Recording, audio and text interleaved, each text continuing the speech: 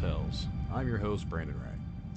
Before we dive into tonight's story, if you've ever had an encounter and you'd like to be on the show, you can send me an email at tinfoiltalespodcast@gmail.com and then we'll get you scheduled for a future episode.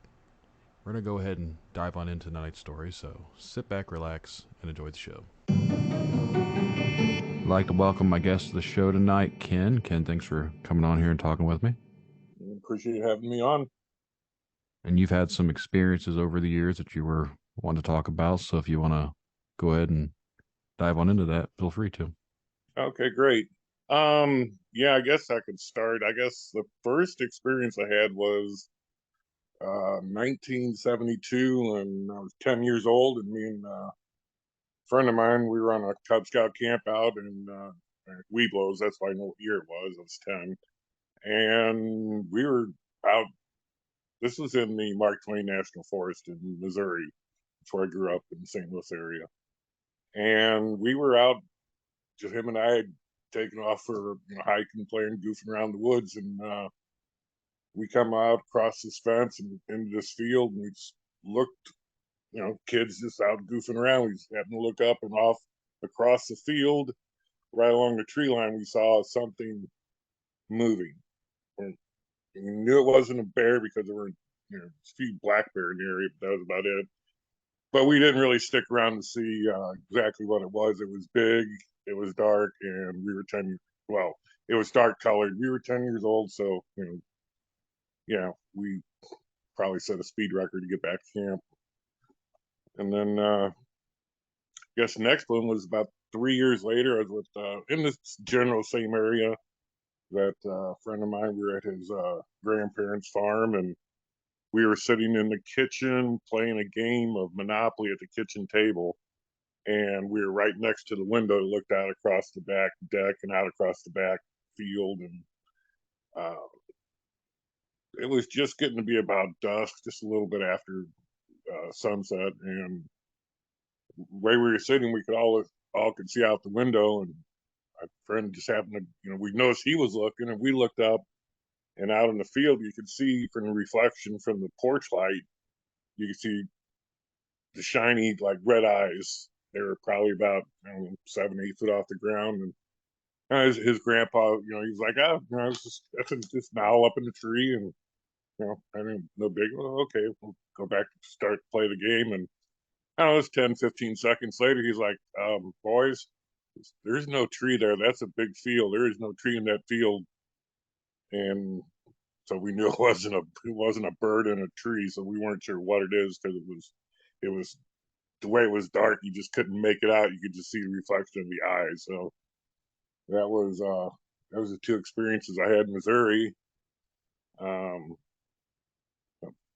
2015, I started, I guess you'd say, the searching here in Florida when I met my friend that I go out with down here, that him and I go, I guess you wouldn't say hunting, but Bigfoot searching, researching. And 2015, we had our first encounter here in Florida. It was in the Green Swamp area, which is just north of Tampa, Brooksville. It's just north in that area. And we had decided on this spot because he had prior experiences there. And we were just going to do like a day hike and, check it out. We arrived there around 12 or 1, and we started walking, hiking, and we walked up the road about a half mile and cut off into the woods. And I guess we got about a mile or so into the woods when we decided to try some tree knocks. First set, we didn't hear anything. I guess we went about another maybe half mile or so and tried another set of tree knocks, and we got a response to that one fairly quickly. But then we didn't have any more experiences that day. And then a couple of months later, because there's a short period in Florida that you can do this when the weather's cool. We decided we were going to go try the same area, only camp at the north end of the swamp area, but the trail was covered in water, so that was out of the question. So we just kind of started driving around looking for somewhere else to camp. And going down the road, we saw a park ranger. He was parked on the side of the road and sitting there doing paperwork, whatever. we asked him about camping spots, and he told us about a spot that wasn't far from where we were at in the Withlacoochee State Forest. So we decided to head there, and we got there around dusk, which 5 to 6 o'clock, because wintertime. We set up camp. We were finished. He said he had been hearing something the whole time we were setting up, and asked me if I could hear anything. And that's what I told him. So that's where I got my facts wrong before. That's what I said. It sounded like someone was snoring, and it was close to camp. And he wasn't feeling well, so I decided I was going to go check it out. And I went a little ways, not very far, and that's when I changed my mind after, I don't know, probably went maybe 100 yards or so. And we knew the sounds were, it got louder. I decided to turn around and go back to the camp. We knew it didn't come from any wild boar because their boar will dig up the ground, so we knew it wasn't wild boar. We knew it wasn't bear because there were no bear in that area at that particular time, so we weren't exactly sure what the noises were, but we decided to go back there next time when we were feeling better, and then it was fairly crowded with other people camping around there, so we didn't, there was nothing happening there. And then we had the last experience we had was, well, that last couple we had was in Inverness area along the Florida Trail. We like to do the backpacking and camping, and we had been to the spot with a few other people with no luck before. One guy that was with us said he heard something, but nobody else did, so we weren't, we didn't take it very seriously. And then we decided to try it with just the two of us going there. So the campsite that we go to is about 3 miles off the road. It's real secluded. There's no houses around anywhere. There's no people around anywhere.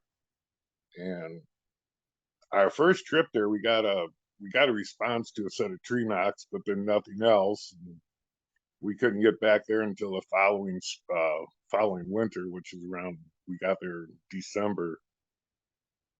And then our next trip, it was around 1 or 2 o'clock in the morning. I woke up to had to go use a tree, and while I was up, I decided to try a couple of tree knocks. It was late night, early morning, and I didn't get any responses. So I went back and laid down in my tent, and then I don't know, a few minutes later, I heard something walking around the campsite, and I figured, well, it was just my buddy. He'd gotten up for the same reason I had to, and he was out there doing the same thing. And then after a little bit, it got quiet. Didn't hear anything. So then I called over to him. Hey, you all right? Because it sounded like you tripped or something. He's like, no, I'm in bed. Why? And I was like, well, you didn't hear anything? He goes, yeah, that's why I'm in bed. I heard something. I was not going to get out of this tent. And when he said he had heard, we got out of the tent, started stoking up the fire because we figured we'd get the fire going pretty big. It might be a little safer. I carry a 9mm with me all the time, but still, that's a pea shooter against something that big. And then, plus it was pretty chilly out because it was maybe 40, 45 degrees out. And after probably about a half hour or so, I figured, well, let's try some tree knocks. And we tried a few more tree knocks, didn't get any response. And then we were sitting around the fire and getting ready to, call it a night again. And that's when we heard this growling. It wasn't a scream, it wasn't a whoop, but it was like a growling. I don't know, it's hard to explain, but it wasn't very far from camp. It was outside of where we could see from the fire, but it was close. And we didn't, we just kind of like froze. I chambered around in my gun, and him and I just sat there around that fire for the rest of the night. We didn't we didn't go to bed. We sat there until it got close to daylight, and we just packed up and headed back to the vehicle and got out of there. We didn't want to. It was just a situation where we didn't feel real safe with it. Did And the then growl? Did the yeah, growl yeah, sound like it sounded aggravated. So was it more of like a low rumbly growl, or was it? Yeah, it was a low rumbly growl. That would probably be the better way to describe it. But it sounded irritated or agitated or aggravated would be the word. Yeah. And my buddy said it might have been because when we go camping, like they would always just carry a small bottle with us. That a lot of times that way you don't have to get out of your tent in the middle of the night.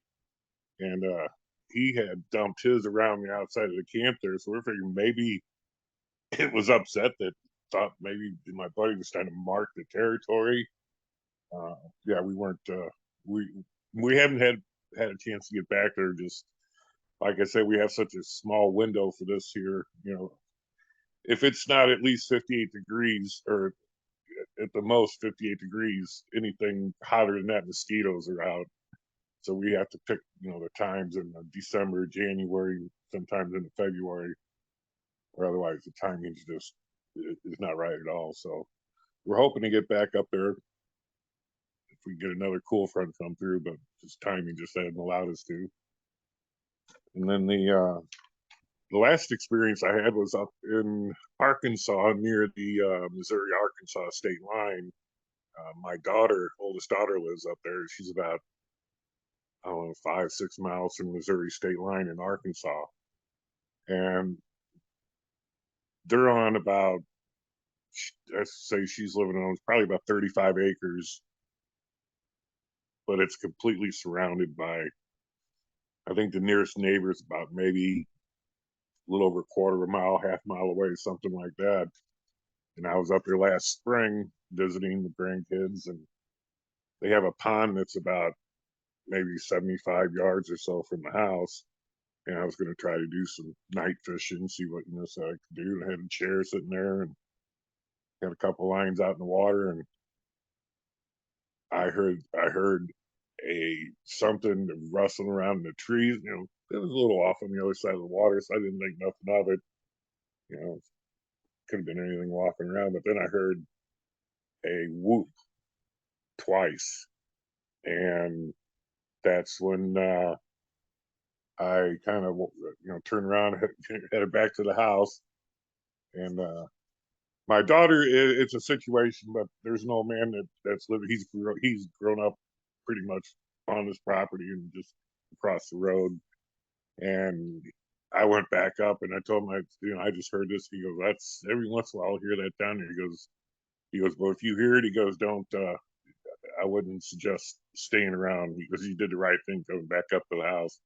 He goes, because they've had animals come up missing in the past.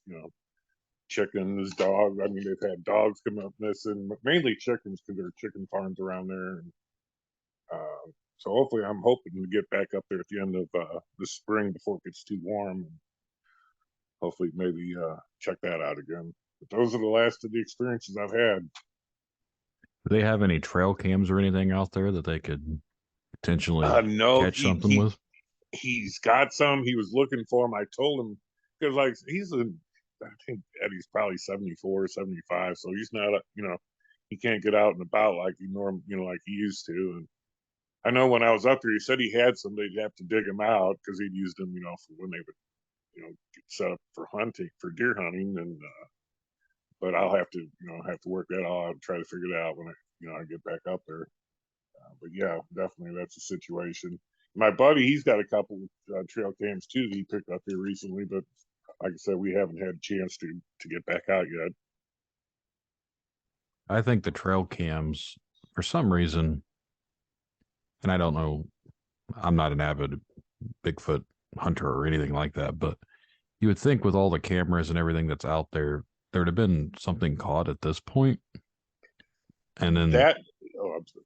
and then the stuff that has been like shown or whatever, it's never a clear picture. It's always got like some blur to it or motion to it. So I don't understand. It's just hard to comprehend. Like if this creature's out here roaming around everything else, we've still yet to have, besides the Patterson video, to me that clearly shows something. You know what I mean? Yeah, that's probably the only, I guess you'd say, valid one as far as clarity of what you're looking at. Otherwise, it's there's a few, but they're hard to make any detail out like you can with that film. But as far as the trail cams, I've heard um, theories that they can detect the infrared light that's on them, that they can see the night, that we can't, that they can see that, so they know where the cameras are. Um, but I don't know. That was just a theory that I heard. That's why you never really catch them on the trail cams. Do you think they're flesh and blood creatures? Because I know there's a lot of different theories out there what these things are. I just think it's just an undiscovered primate. I'm not one to go. I don't go in for the the alien planted them here type theory. I don't go. That's I don't go into the interdimensional type creature where they can just step from one dimension into another. That stuff I can't. I just that's something I just can't believe that. I would just believe more that it's a primate that's just been. I mean, just and they say because of the size and how many there'd have to be, but you got to remember how many millions and millions and millions of acres of undiscovered, unexplored woodlands there are. Why can't it be a real animal? You would think now with technology and with people and everything else, if we found one, what is the deal with why we're all keeping it hush hush? Like, and I'm not saying we as us, but how come nothing's like ever been conclusively brought up yet? Like, for some reason, we haven't ever found a skeleton. No one's ever found any real quote unquote proof that mainstream science would deem proof. And it makes me wonder if there's a reason why they're trying to keep it from us. I mean, that's a question a lot of people have. I, I don't have any type of an answer for that one. Um, as far as not finding the bones or the skeletons, that's not hard to. I mean, because how you don't find skeletons out in the woods very often. No, you don't find bear or Yeah, you don't find them. Every once in a while you may find a part of a deer carcass or something like a small animal. But that's the other thing too. They elephants, where they live, nobody finds elephant skeletons anymore. They're yeah, huge animals. Where do they, where does that go? Where I've heard that too that they don't ever find elephant skeletons anywhere. exactly. So I mean, if they can, and it's nobody knows the intelligence of these creatures, the conscious level they have. You don't really know that because there's nothing that's been able for anybody to study. Um, who knows? They're not enough to where they bury their own. It's not. You know, it's not a question. It's not a far fetched question either. Why couldn't they do that?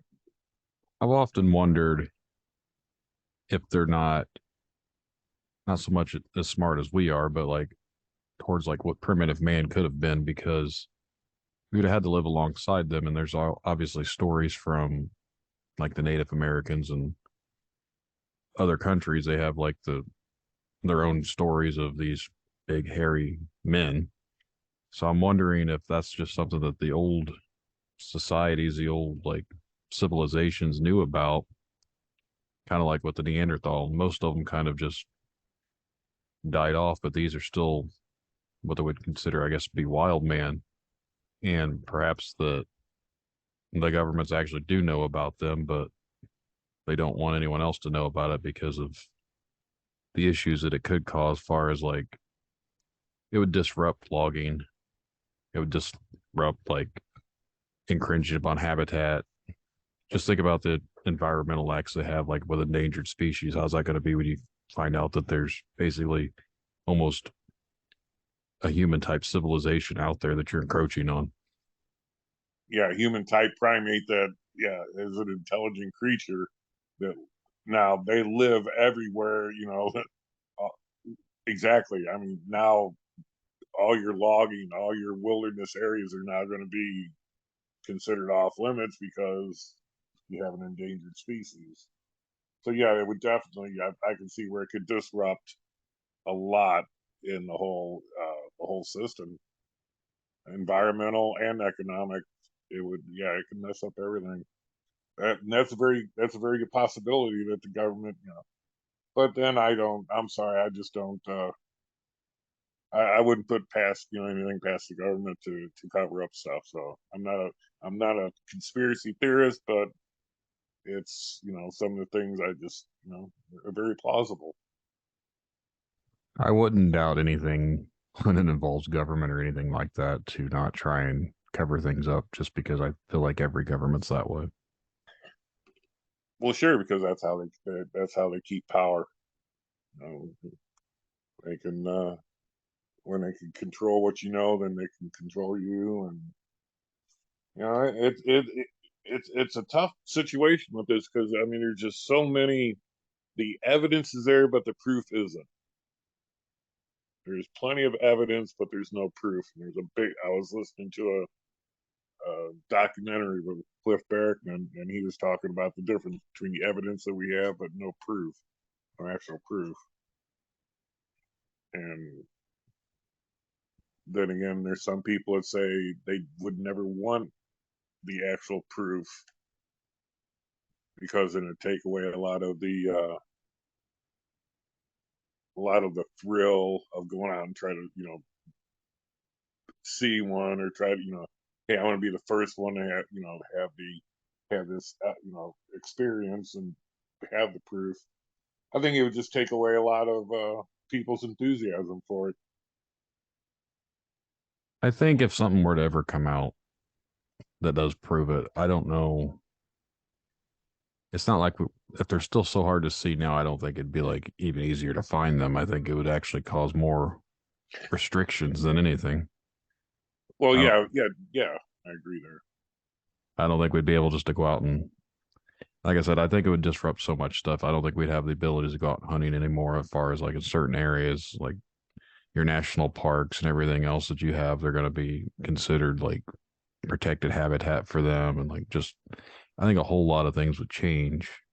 And I'm still, that's, if these things exist, I feel like someone has to somewhat know somewhere about them. I can't think that the people like us that look into it are the only ones that really consider it an option. I think somewhere there has to be someone of power that has some sort of idea about these things, and for some reason they just want to keep it under wraps for whatever reasons. Well, I definitely think I guess you want to call it mainstream science. I think that they're definitely aware of it, Uh, and I mean there's too many stories of actual supposedly, like, I guess it was a fireman and where was California somewhere with a wildfire that they found one and it badly burned because of wildfire, and but then it disappeared. It was never to be heard of or seen of again. So it wouldn't surprise me at all that they have a knowledge of it that it actually exists. I think it was the 1980s that Mount St. Helens, when it erupted, there's a story of the government were picking up bodies from them, throwing them in like backs of trucks, and they're having like helicopters come in and pull out these netted bodies that you'd see kind of covered up out of there, getting everything that they could out of there. Yeah, that was 1980 when that erupted. Yeah, I do. I was just fresh out of high school, and yeah, I do. I remember that was all over the news, and I remember there was a there was a radio program that was on the local station there in St. Louis, and it was one of those that they had, they would talk about, all the paranormal stuff, I guess you call it. And one of the stories that the guy was talking about, and that's what actually got me kind of really more interested in it. was the story that they actually had found bodies and disposed of them, and but it was all, it was all covered up, and there was no, no public knowledge of it. But it was all hearsay, but they were stories. But I wouldn't doubt it. I've heard stories from supposed retired like park people, like rangers or anyone that worked there for the park systems or whatever, and they supposedly know about stuff. They like take report incidences and write them down, and they keep logs of certain things, but they don't ever talk about it. Like apparently it's stuff that they don't discuss. So like take notes for it, this and that, but they don't ever freely talk Yeah, about it. it's taboo for them to talk about it. Which We makes you had a it makes you wonder though, like how many times they've encountered these things too. about, I'd say, let's see, it would be about a mile up that lane, about three. I'd say about maybe 4 miles from where I'm living right now. Back in '72, I believe it was, they had that was before any of this was even developed at all. They had a Bigfoot sighting, and it was listed on BFRO website. And the area animal guy just retired here recently. He had just started working for the county when this happened, and he was one of, it was him and the guy that was basically training him were the ones that got the call about this sighting. And they supposedly had footprints, but whether or not they didn't cast them or anything was never, there was nothing anymore said from it. But that was only, like I said, maybe about 4 or 5 miles from living now. And there's an area that goes from, I'd say, just a few miles from where I live, and there's a whole corridor that goes all the way up through Sarasota County up into the Myakka River State Park area. And uh, finding Bigfoot, they did a one of their episodes was right there in the Myakka River State Forest. They've got, if you go out and look, there's a video of a sighting of one walking through the marshy field that there had to have been at least 10 people there watching it. So it's actually in the area where I live now. I just haven't really uh, been able to really do a whole lot around here because of the weather, and it's and a lot of times the areas get swampy, and it's so and camping is they're few and far between as far as the campsites, but it's an area that we want to check out too. They've had experiences around here. Do you think there's multiple, I wouldn't call them species, but like offshoots of these type of creatures? Because I know that, like the descriptions vary quite a bit from what people have reported. Some say they look more primate, others say they look more human. Why not? Why couldn't there be? That's the way I look at it. I mean, you would think there'd have to be a diversity among, it's just like humans. I mean, they're all, everybody's different. Um, yeah, yeah. But as far as are they is one closer to human than the other? No, I don't think it. It's just I just, I guess you call it the family tree that that they're on, is just has all the different branches. I know recently, and I interviewed a couple different people before on previous episodes, but and I forget where I'd seen this at, but they've been reclassifying like the Cro-Magnums and other, not like Homo sapien, but they've been reclassifying like our quote unquote ancestors to modern Right. man. And they've been doing these DNA analysis of like the supposed Bigfoot hair or whatever they have, and it comes back as modern man. Well, science has been reclassifying what is modern man. So who's to say there that that's just not another way for them to not so much be lying about it, but it just kind of it catalogs them into something where everyone else is like, well, it's modern man, so they think us when it's actually not. They're reclassifying all these other things as modern man too.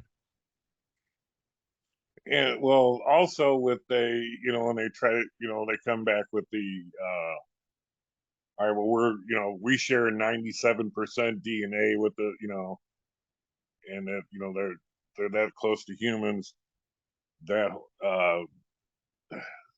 the whole DNA thing is the numbers are so out of context that I don't think I don't think they're anywhere near a human offshoot. But I think it was a primate that I think goes along the same family tree as a Gigantopithecus. I think it's all, um, and I don't think it had anything to do with human ancestors. I just think it was one more, you know, humanoid type creature that that happened to survive through time. That's kind of I've led that way to believe as well because they do have proof of those, even though I think most of the proof they have is from China and it's just some teeth, but Yeah, teeth, and I think was a part of a jawbone or something. I'm not sure. something I think supposedly they had more back in like I think the 1930s, but they didn't really think much of it, so they never like kept it. But who's to say that that's not what these things have came from? Because I don't know the whole evolution timeline. I don't necessarily know. I'm not a scientist, so I don't know 100% sure of when it was. But I think they claim they died off what like 100,000 years ago. Who really knows? Yeah, I mean, because nobody was there. yeah, you're basing off a few teeth and a jawbone. How can you say that? Well, this is where it lived and this is when it died. I mean, you don't know that. I think a lot of evolution and all that it's someone speculate. It's all just theories. They claim it's science facts, and I it's don't not. believe it. Yeah, it's not written in stone. I don't. I can't. I can't back the evolution type thing because it's just the whole situation where one species evolving into another species. No, I can't see that. I can see a canine, the canine families, going off into different branches, but I can't see a fish crawling out of the ocean and becoming man. Man, I'm sorry. And so so that's why I don't think that they're related to humans as far as that. I think they're just more of a closest I'd say that Bigfoot, Sasquatch would be related to humans as we're both primates. That's about that's as far as I got to take my belief as far as being any relation. We're both primates.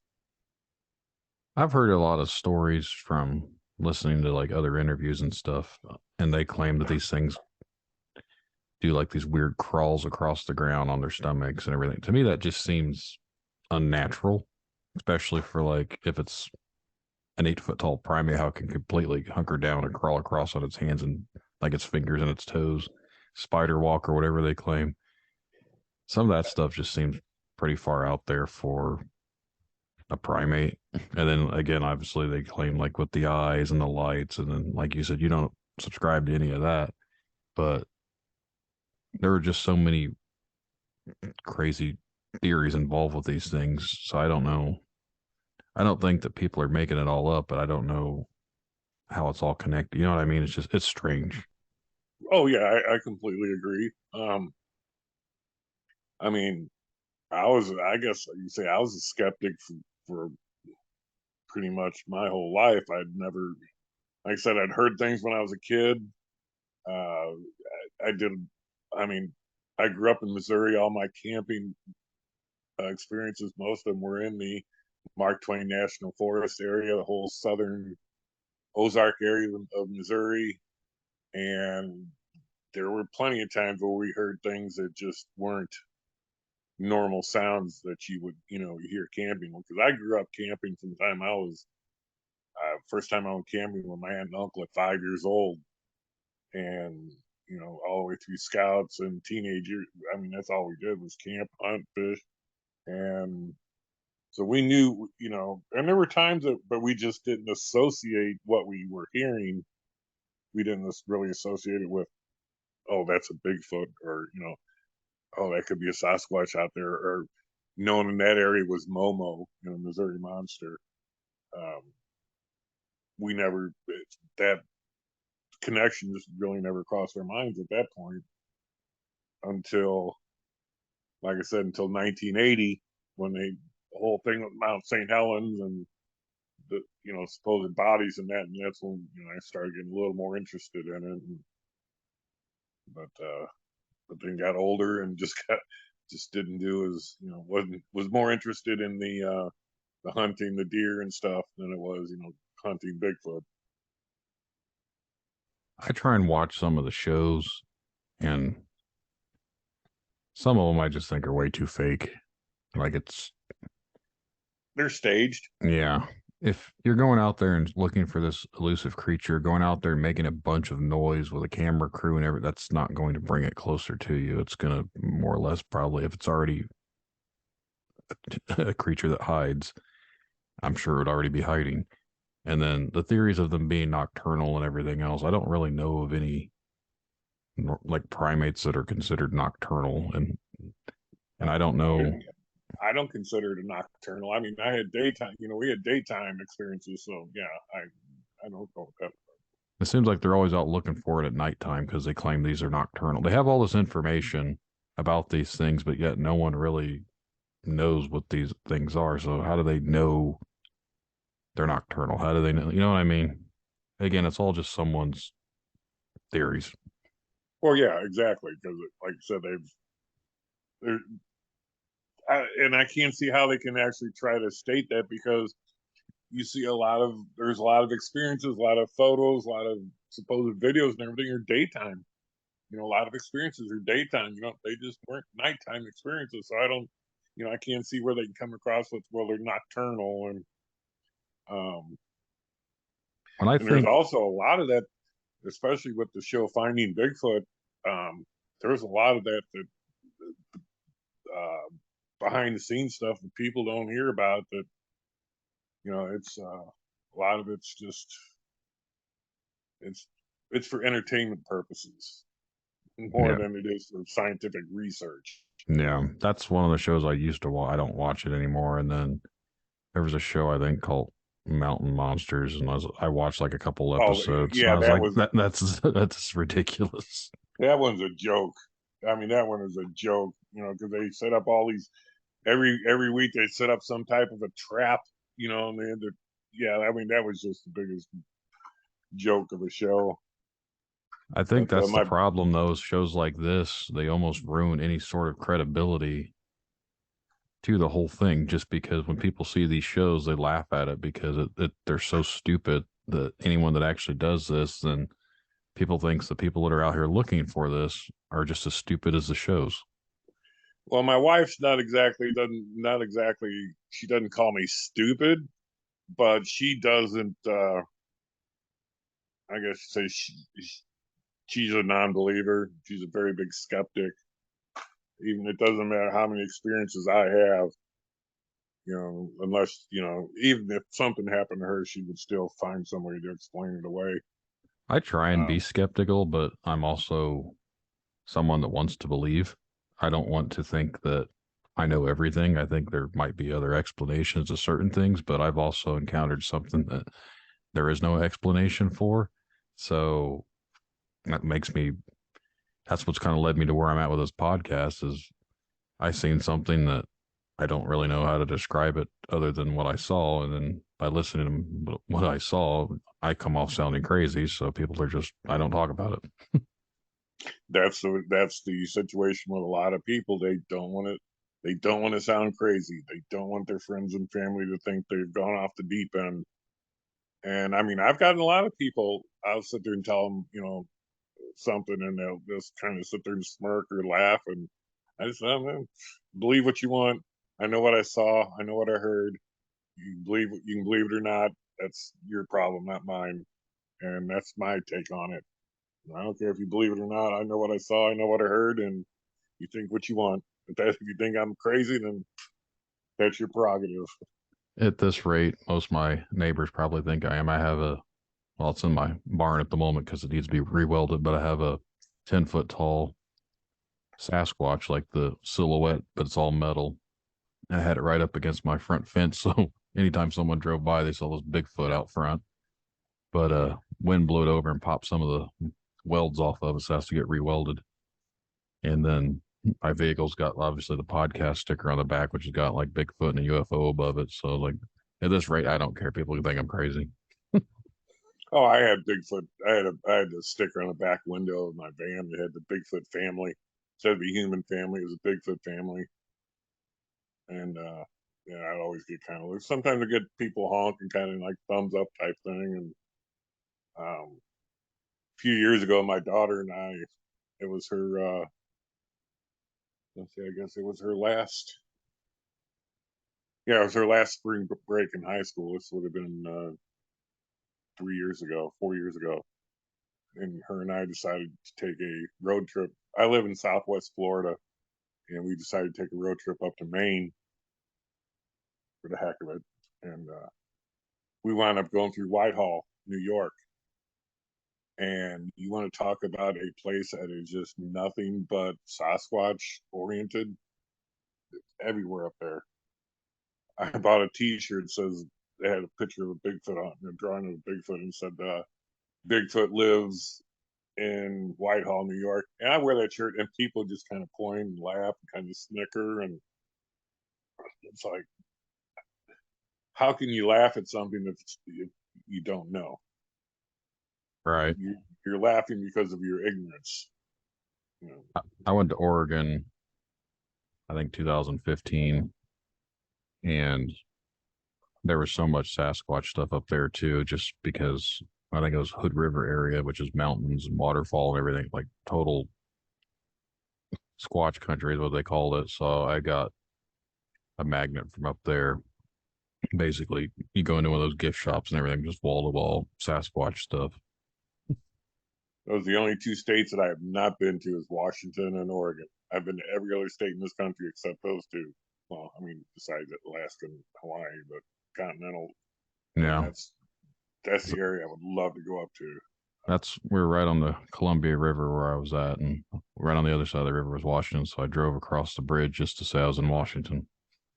to. Well, we've done that too. You know, we That's drove across the state, say, "Oh yeah, we've been at this state. Yeah, we might have drove across the corner of it, but we yeah, were in that state." that's how I checked off some of mine because that was my goal too in life is to try and hit up every state that I can. I've still got a few, but I've went through quite a bit. Well, I mean, we've had, and you know, there was another place that actually surprised me was New Mexico. We were going through a small town in New Mexico, and they had a Bigfoot crossing sign, and just I guess they just right outside of what you call their little, town area. It was a real small place. But yeah, they had a Bigfoot crossing sign. That kind of surprised me. There are a lot of these, like the metal Bigfoot cutouts that I had, like the one I have. I see a lot more of them all over the place up here around Indiana. I'll be driving by and I see one out in someone's yard. I was like, huh, thought I was one of the only people around here that had stuff like that, but it's gotten really popular the last few years. Oh yeah, Ohio. I've got my wife's family's from Ohio. I was up in Indiana, um, southern Indiana here not too long ago, and was up in Ohio. Yeah, and it's a lot in that area, especially the Ohio West Virginia border area. A lot of it in that area, Marietta. I think Um, it's becoming more, I don't know, I wouldn't say accepted, but I think it's more, Prevalent. yeah, more people are aware of it, I guess, and it's not as jokey to them as it is, I guess, what it used to be. Back in the day, people still like kind of use a point at you, laugh at you. But now I think it's, and I don't know if it's because of the shows or what, but I think it's just a lot more people are aware, involved with it.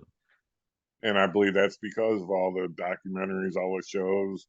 I mean, not everybody's going to go out and watch these things on YouTube, but somebody might, oh, finding Bigfoot. Oh, let me see what this is about. In a situation like that, people, it's because of the internet and everything, people are more aware of things now than they were, you know, 30, 40 years ago.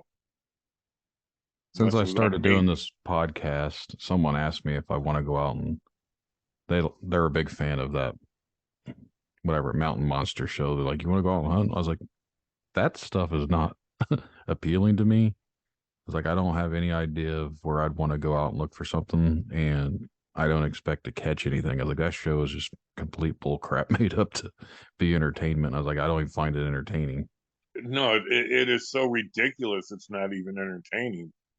I mean, just some of these so-called creatures that you know, and they always just miss it. It's always, you know,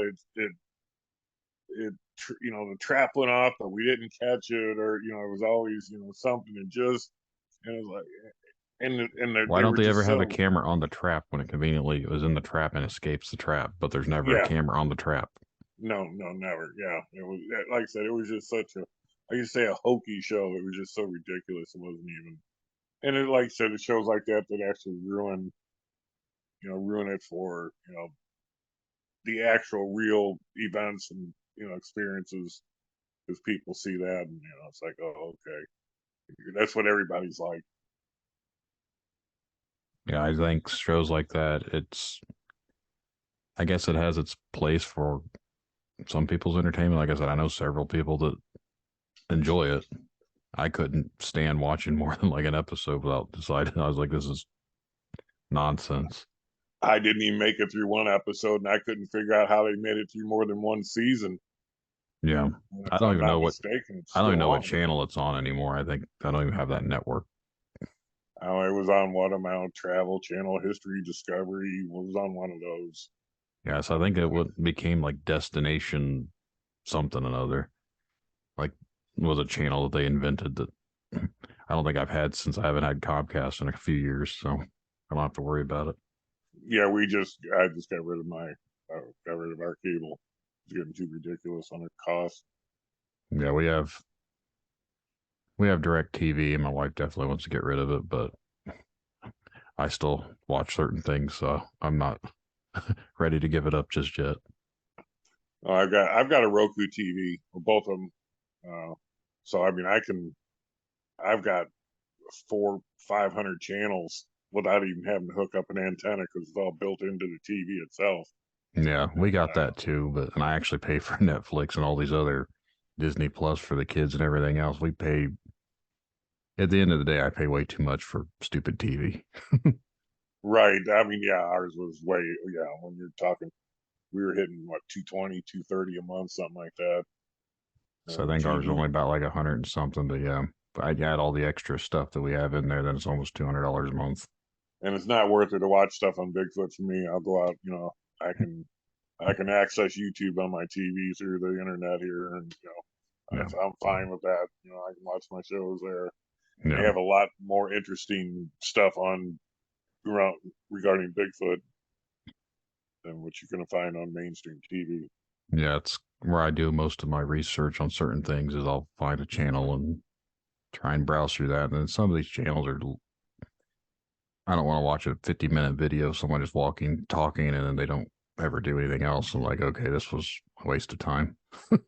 Oh yeah, or they'll just sit there and they just interview people, and that's it. You know, Yeah, because they're just it's just to me that's not interesting. I want to see evidence. I want you to see you guys out there and you know sitting around a fire and hearing a whoop or you know catching something on your you know yeah that's what I want to watch. I don't want to sit here you know stories and stuff, which is what I'm doing now. But yeah. Everyone enjoys their own things. sure. Well, I But think that'll about wrap this one up. Unless there's anything else you want to mention. no, just if you're out there doing this stuff, just stay safe and just remember what you're if you're gonna wish for it, be careful what you wish for. I've heard that. You might just get it. Yeah, I've heard that one a few times from someone claiming that always be aware of what you're looking for because sometimes these things look back at you. Yep. You may find it when you don't want to. Yep. So, all Well, right, well great. I Appreciate having me on here with you. yeah, definitely appreciate you having you on. And if you find anything else or go out there and have any more experiences, let me know. I definitely will do that, and I'll try to get hold of my friend, and I'll let him, because he's definitely got some experiences too. So I'll try to get hold of him and get you guys set up. All right. Love to have him on there. Thank you. Have a good night. All right, thank you. Have a Mm. great evening. Bye.